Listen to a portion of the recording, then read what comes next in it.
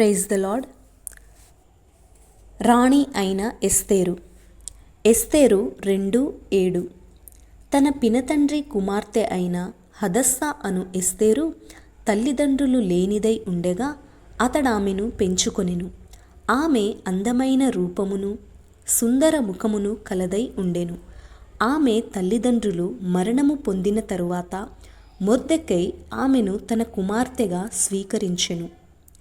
ఎస్తేరు అనగా నక్షత్రము అని అర్థము. ఈమె తల్లిదండ్రులు మరణించగా అనాథగా ఉన్న ఈమెను అన్న అయిన మొర్దెకై కుమార్తెగా స్వీకరించి దేవుని యందలి భయభక్తులతో పెంచెను. ఈమెకు హదస్సా అను మరొక పేరు కూడా ఉంది. తన పినతండ్రి కుమార్తె అయిన ఈమెను మొర్దెకై పెంచుకొనెను.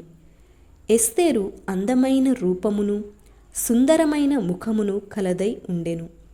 అంతేకాక ఈమె అణకువయు విధేయతయు కలిగి అంతరంగ సౌందర్యమును కూడా కలిగి ఉండెను. ఈమె పట్ల దేవునికున్న ఉద్దేశములు నెరవేరుట కొరకు రాజైన అహష్వేరోషు రాణిగా ఉండుటకు ఒక కన్యకను ఎన్నుకొను నిమిత్తము కొందరు స్త్రీలను ఏర్పరిచి వారిని సిద్ధపరిచిరి. వారిలో ఎస్తేరు ఉండెను. రాజసన్నిధిని కనబడుటకు ముందు అలంకరించుకొనుటకు కావలసినవన్నీ వెండి బంగారములు రకరకాల వస్త్రములు అక్కడ ఉండెను. కానీ ఎస్తేరు సామాన్యమైన అలంకరణ మాత్రమే పొందెను. కానీ ఆడంబరమైన అలంకరణను కోరుకొనలేదు.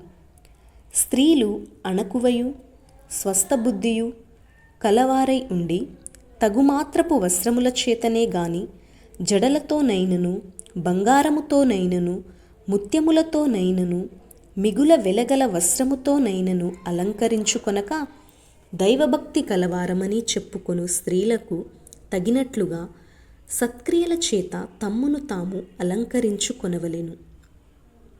జడలు అల్లుకొనుటయు బంగారు నగలు పెట్టుకొనుటయు వస్త్రములు ధరించుకొనుటయు వెలుపటి అలంకారము మీకు అలంకారముగా ఉండక సాధువైనట్టియు మృదువైనట్టియునైన గుణమును అక్షయాలంకారము గల మీ హృదయపు అంతరంగ స్వభావము మీకు అలంకారముగా ఉండవలెను. అది దేవుని దృష్టికి మిగులా విలువగలది. కానీ ఈనాటి స్త్రీలు విపరీతమైన అసభ్యకరమైన అసహ్యమైన వస్త్రధారణతో తమ్ము అలంకరించుకొని తమ్ము తాము పాడు చేసుకొనుటయే కాక ఇతరులను పాడు చేయుచున్నారు. అర్ధనగ్నముగా అలంకరించుకొను వస్త్రములు పురుషుల వలె స్త్రీలు స్త్రీల వలె పురుషులు ధరించు వస్త్రములు దేవునికి బహు అసహ్యము. సినిమాలలోని వారు చేయుచున్న అసభ్యకరమైన వస్త్రధారణ మనకు ఏమాత్రమూ తగదు. ఎస్తేరుకు ఎన్నో ఆభరణములు ధరించుకొనుటకు అవకాశము వచ్చినను వాటిని ఏమీయూ కోరలేదు. ఒక ఆశ్రమంలో ఉన్న యవ్వన కన్యకలు బహు కళగా ఉండుట చూచి ఆ ఆశ్రమమును దర్శించిన ఒక ఆమె, మీ ఆశ్రమములో యువతులు ఇంత కళగా ఉన్నారే, వీరేమి పరిమళ ద్రవ్యములను వాడుతారు అని అడిగారట.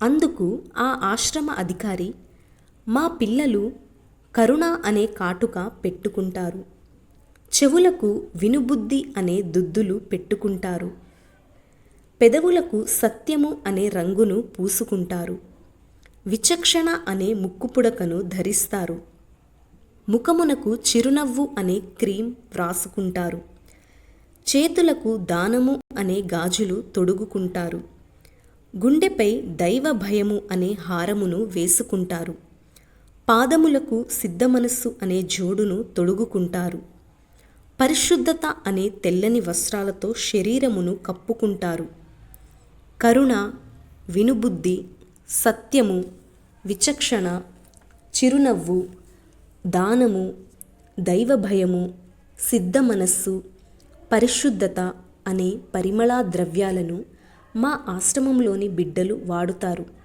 అని చెప్పెను. అవును, వీటన్నిటినీ కలిగి జీవించువారు బహు సుందరముగాను కళగాను ఉంటారు. ఎస్తేరు బహిరంగమైన అలంకరణ కాక ఇటువంటి అలంకరణతో రాజు సన్నిధిని ప్రవేశించెను. ఎస్తేరును చూచిన వారందరికీ ఆమె యందు దయ పుట్టెను. స్త్రీలందరికంటే రాజు ఎస్తేరును ప్రేమించెను. కన్యకలందరికంటే ఆమె అతని వలన దయాదాక్షిణ్యములు పొందెను. అతడు రాజ్య కిరీటమును ఆమె తల మీద ఉంచి ఆమెను రాణిగా నియమించెను. ఆయన దీనులను రక్షణతో అలంకరించును. సాత్వికులు ధన్యులు, వారు భూలోకమును స్వతంత్రించుకుంటారు. తల్లిదండ్రులు లేనిదైన ఎస్తేరు దేవునిచే దీవించబడి రాణి అగునంత వరకు హెచ్చించబడెను. మనలో అనేకులము కూడా దేవునిచే దీవించబడి హెచ్చించబడిన తరువాత గర్విష్ఠులమై ఆయనను మరచిపోచున్నాము. కానీ ఎస్తేరు తాను యూదురాలన్న సంగతి మరువలేదు. తనను పెంచి పెద్ద చేసిన తన అన్న అయిన మొర్దెకైకు అతని పోషణా కాలములో ఉన్నప్పుడు లోబడినట్లుగానే రాణి అయిన తర్వాత కూడా లోబడి ఉండెను. యూదులందరినీ చంపివేయాలి అన్న రాజాజ్ఞ విషయంలో ఎస్తేరును మొర్దెకై హెచ్చరించగా ఎస్తేరు మొదట రాజదర్శనము చేయుటకు సందేహపడినను తరువాత మొర్దెకై ఇచ్చిన హెచ్చరికను తీసుకొని ఆమె ఇలాగు కబురు పంపెను. నీవు పోయి షూషాను అందు కనబడిన యూదులందరినీ సమాజ మందిరమునకు సమకూర్చి నా నిమిత్తము ఉపవాసముండి 3 దినములు అన్నపానములు చేయకుండుడి. నేనును నా పనికత్తెలను కూడా ఉపవాసముందుము. ప్రవేశించుట న్యాయ వ్యతిరేకముగా ఉన్నను నేను రాజునొద్దకు ప్రవేశించుదును. నేను నశించినా నశించెదను.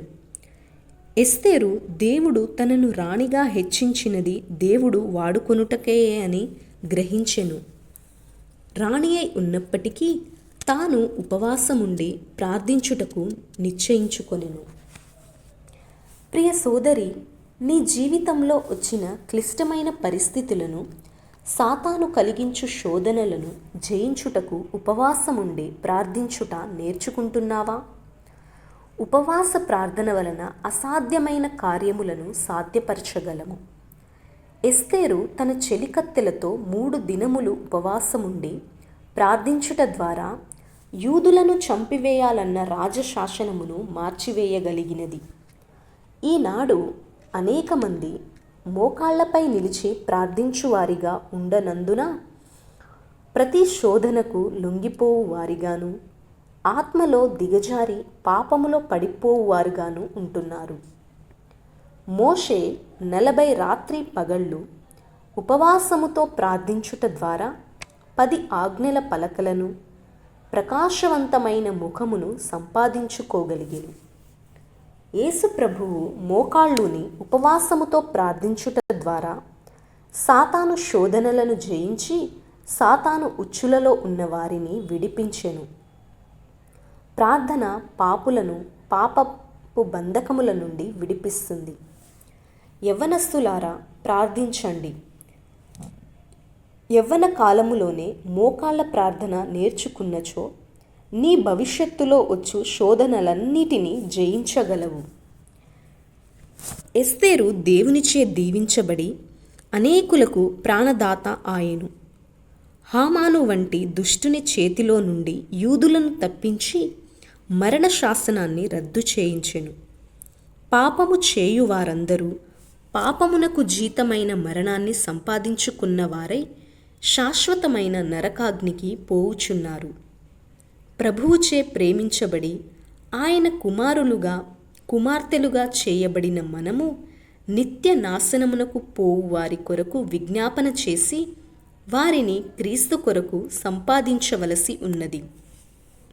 యాకోబు 5:20. పాపిని వాని తప్పు మార్గము నుండి మళ్లించువాడు మరణము నుండి ఒక ఆత్మను రక్షించి అనేక పాపములను కప్పివేయునని తాను తెలుసుకొనవలెను.